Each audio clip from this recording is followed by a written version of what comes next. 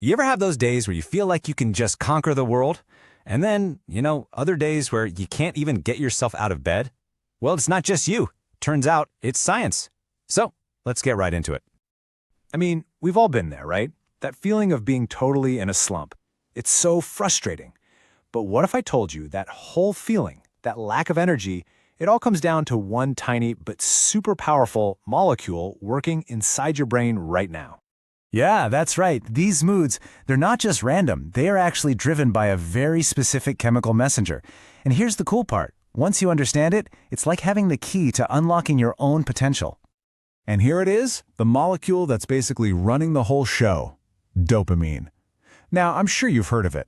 It's often called the reward chemical. But here's a little secret most people get wrong. It's actually less about the feeling of reward and way more about the anticipation of getting that reward. It's the chemical that makes us pursue things. So what's so fascinating about dopamine is that it kind of lives this double life. On one hand, it's a neurotransmitter, which basically means it's a super fast messenger, zipping signals around inside your brain. But it's also a hormone, meaning it can travel all throughout your body. And because it plays both of these roles, it is just incredibly powerful in shaping, well, everything. How you think, how you feel, and how you act. A good way to think about it is like this.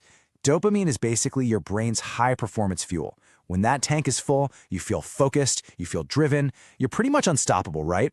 But when you're running on empty, yeah, you're not going anywhere fast. Okay, so the big question is, how do we keep that tank full?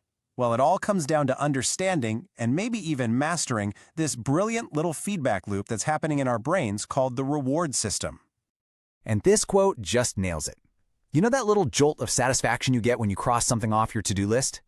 I mean, even something small, like finally making your bed. That is your brain giving you a little hit of dopamine. It's your brain's way of saying, hey, that was good. Do that again.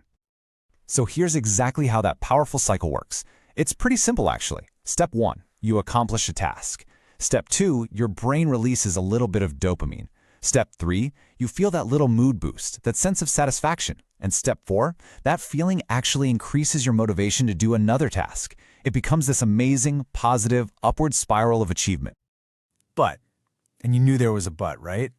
This whole feel-good dopamine loop, it doesn't exist in a vacuum. There is another major player in this internal game, and trust me, it can throw a serious wrench in the works. And here it is, our story's antagonist, cortisol. You've probably heard of it as the stress hormone, and that's exactly what it is. Whenever your brain thinks there's a threat, like a looming deadline at work or a difficult conversation you need to have, it basically hits the panic button and floods your system with this stuff. So the most important thing to get here is that these two chemicals are basically in constant opposition. It's like a chemical seesaw in your brain. When stress happens and your cortisol levels go up, your dopamine levels go down. And that, right there, is exactly why stress absolutely kills your motivation. But here's the really good news. You are not just a victim in this chemical battle. You can absolutely learn how to tip that seesaw back in your favor. And, well, that's what we're going to talk about. And look, this is really just the beginning of the conversation. In our upcoming explainers, we're basically going to hand you the playbook. We're going to explore things like the specific foods that can naturally increase your dopamine. We'll look at simple daily habits you can build for a mood boost. We're going to dive into the science behind focus and drive, and even how exercise directly impacts your brain chemistry. It's all about keeping that motivation engine humming.